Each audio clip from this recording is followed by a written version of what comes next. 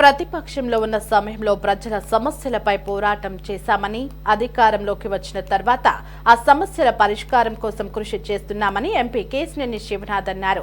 ఎన్టీఆర్ జిల్లా విజయవాడలోని సింగ్నగర్లో నిర్వహించిన మినీ మహానాడులో ఎమ్మెల్యే బోండా ఉమతో కలిసి ఎంపీ పాల్గొన్నారు. ఈ నేపథ్యంలో బోండా ఉమ ప్రవేశపెట్టిన తీర్మానాలను కేశినేని శివనాథ్ ఆమోదించారు. సింగ్నగర్ ఫ్లైఓవర్, గుణదల ఫ్లైఓవర్ సమస్యలపై మహానాడు తర్వాత ఎమ్మెల్యే బోండాతో కలిసి సీఎం చంద్రబాబును కలుస్తామని తెలిపారు.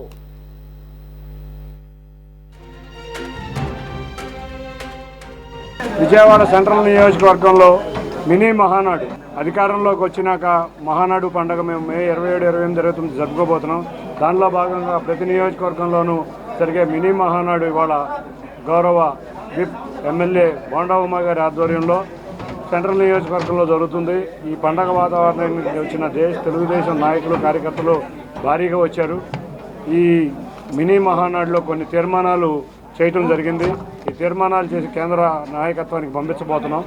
అంతేకాకుండా ఈ నియోజకవర్గంలో కార్యవర్గ సభ్యులను కూడా ప్రకటించడం జరిగింది బోండా ఉమ గారి ఆధ్వర్యంలో. ఎందుకంటే గత 15 సంవత్సరాల నుంచి ఈ నియోజకవర్గంలో ఏ కార్యకర్త ఎటువంటి వ్యక్తి అని తెలిసిన ఏకైక వ్యక్తికి బోండా ఉమ గారు. ఆయన ఆధ్వర్యంలో, ఆయన నాయకత్వంలో మేము సెంట్రల్ నియోజకవర్గ కమిటీలు కూడా ప్రకటించడం జరుగుతుంది.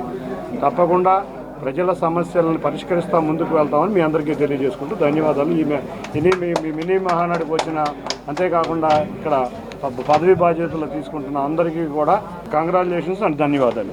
ఎంపీ గారి సహకారంతో దీన్ని సాధించడానికి మొదటి తీర్మానం ప్రవేశపెట్టడం జరిగింది. అలాగే రెండో తీర్మానం గుణదల నుండి ఆగిపోయిన ఆర్యూబీ 1వ నెంబర్ ఆర్యూబీ బులోచారం వంతెన దగ్గర, 2వ ఆర్యూబీ డాన్ బాస్కో స్కూలు దగ్గర కొత్త ఆర్యూబీ 316 ఆర్ఓబీ నెంబర్.